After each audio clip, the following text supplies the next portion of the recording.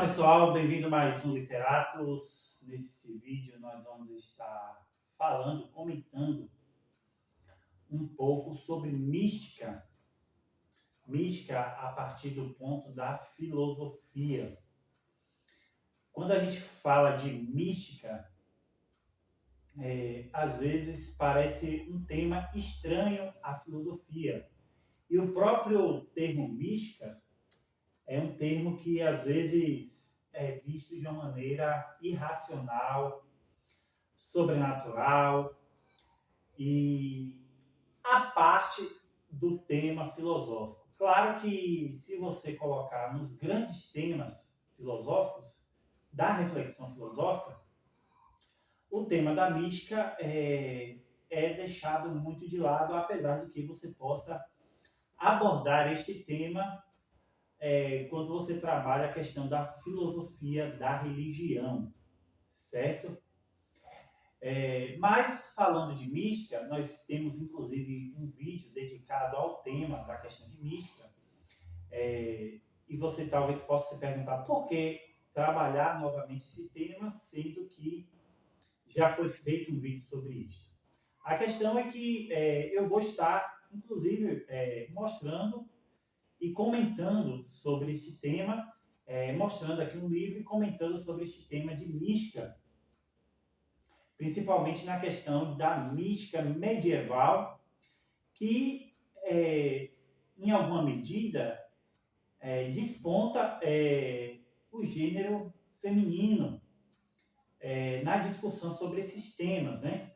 Às vezes, os evangélicos, os protestantes, pensam que a experiência do êxtase religioso ou do carisma, no que se refere aos dons espirituais, está preso a um fenômeno protestante, evangélico e às vezes até mesmo pentecostal, né? Alguns acreditam que a Assembleia de Deus foi que inventou o carisma ou inventou os dons no século XIX, XX e tal, quando na verdade,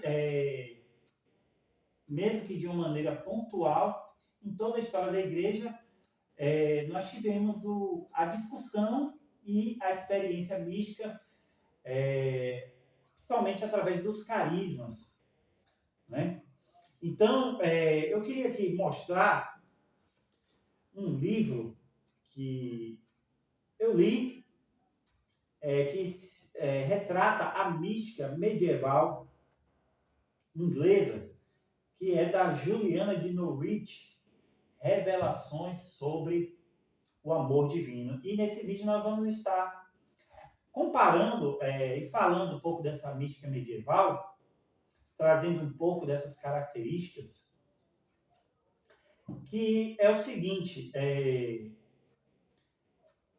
nós temos aqui algumas vozes femininas, relembrando que a mulher não tinha muito espaço na questão da literatura, da escrita medieval, e da reflexão intelectual é eminentemente um ambiente masculino. Então, uma coisa que chama atenção você ter a voz da mulher na escrita ou na questão literária. Muito embora possa se dizer que não foi necessariamente Juliana de Norwich que escreveu esse livro, mas que ela, um escritor, colheu as informações que está escritas nesse livro. Obviamente, muito embora possa não ter ela escrito, as informações escritas nesse livro vêm dela, certo? Alguns chegam a dizer que o nome próprio de Juliana de Norwich não é este. E aqui nós temos também uma escrita em inglês medieval, né? A gente tem que entender que as línguas, muitos dos idiomas, eles foram se desenvolvendo com o tempo. E se você colocar aqui século XIV, era um inglês que você precisa estudar, ser um arqueólogo da linguagem para entender certos termos e traduzir, certo? Pois bem, quando eu falo de Juliane Norwich, colocando ela na mística medieval, eu queria fazer aqui um paralelo e uma comparação. No caso dela em específico, as experiências místicas dela fazem uma apologia também da igreja. Ela não retrata somente as visões que ela teve de Cristo, de Deus, vindas de Deus, mas tem uma apologia da Igreja Católica, né? Então, ela vai colocar aqui a ideia do respeito à Igreja, da submissão à Igreja como mãe, como protetora, como alguém que guarda a verdade, certo? E eu destaco isso por quê? Porque você vai ter outras místicas que vai ir ao contrário do que ela pensa, que é o caso da Marguerite Porret, que já é uma mística francesa, que aí, no caso, ela não vai fazer uma apologia da igreja, mas as visões dela espirituais, o escrito dela vai ir de contra aquilo que a igreja diz ou a igreja como autoridade, né? Então, aí a gente já percebe uma, não sei se eu posso dizer contradição, mas uma rivalidade entre aqueles místicos que vão defender a autoridade da igreja e aqueles místicos que vão combater. E no caso de Marguerite Porret, ela não vai simplesmente combater a autoridade da igreja, criticar a igreja, mas também vai ter uma mística muito mais pessoal, onde não necessita da intermediação das autoridades religiosas, né?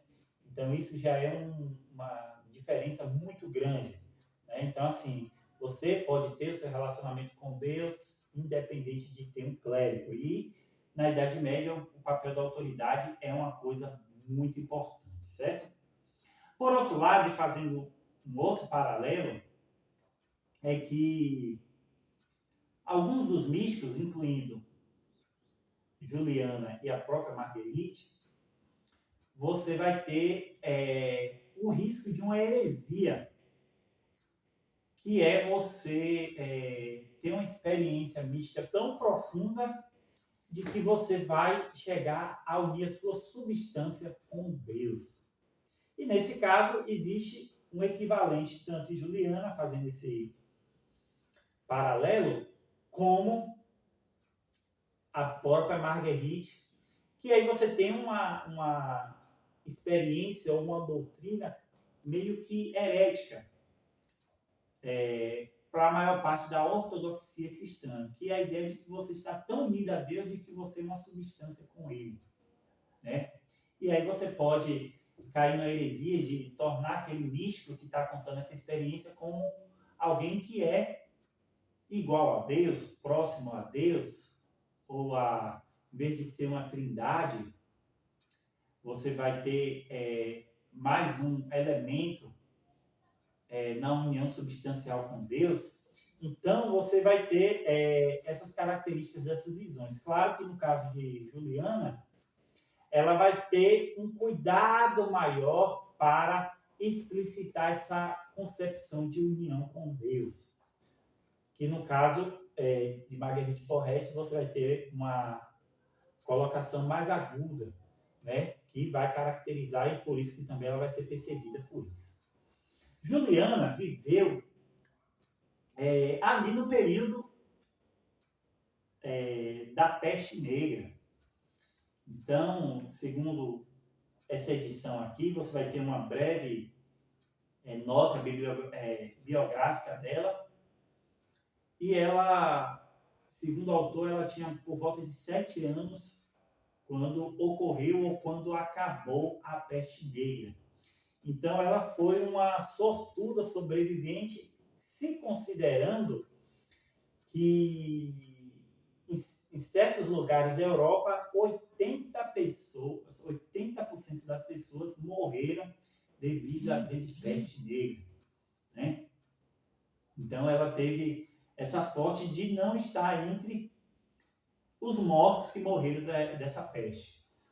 Por outro lado, aí você tem uma característica muito interessante que é dos místicos, e nesse caso da Juliana, é que essa ideia de autoflagelação, essa ideia de que o desejo dela era sentir, ela conta logo no início das experiências, de sentir as dores que Cristo sofreu na cruz, né? Encarnar essas dores. É algo, no nosso tempo, um pouco estranho.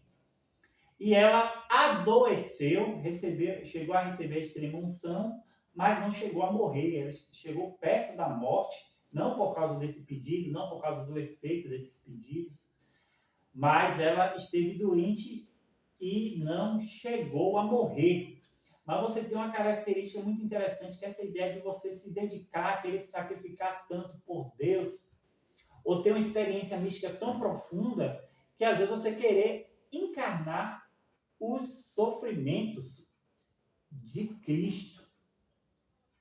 Ela reforça aqui a autoridade de Maria, em especial ela cita muito a questão de Maria, e a autoridade da igreja. E mesmo que você não tenha muito interesse no assunto de mística medieval,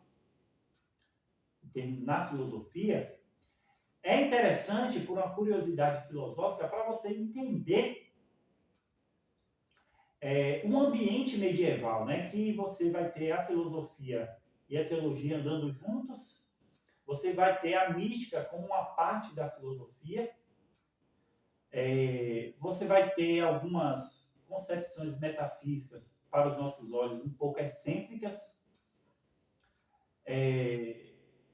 mas para uma pessoa que busca entender filosofia da religião e entender mística, é uma coisa interessante, né? E essa edição aqui é uma edição, eu não gosto muito dessa edição da Quimbim, porque as capas são extremamente moles. Eu acredito que um livro desse porte, mesmo que você encareça um pouco, você pode colocar uma capa de melhor qualidade, mas isso diminui e torna acessível para o leitor comum. No caso, essa tradução foi uma tradução especial do inglês, né? Direto do inglês. Um inglês difícil de traduzir. E se você não deseja ler uma filosofia mais profunda, mais técnica, talvez essa não seja uma leitura interessante para você. Mas se você tem curiosidade em conhecer a filosofia feminina, a voz da mulher na filosofia, a mística e filosofia medieval, está aqui uma boa indicação de um pouco mais de 300 páginas, certo? Então, pessoal, espero que tenham gostado. Provavelmente vamos mostrar outros livros sobre o tema à medida que eu vou estar lendo.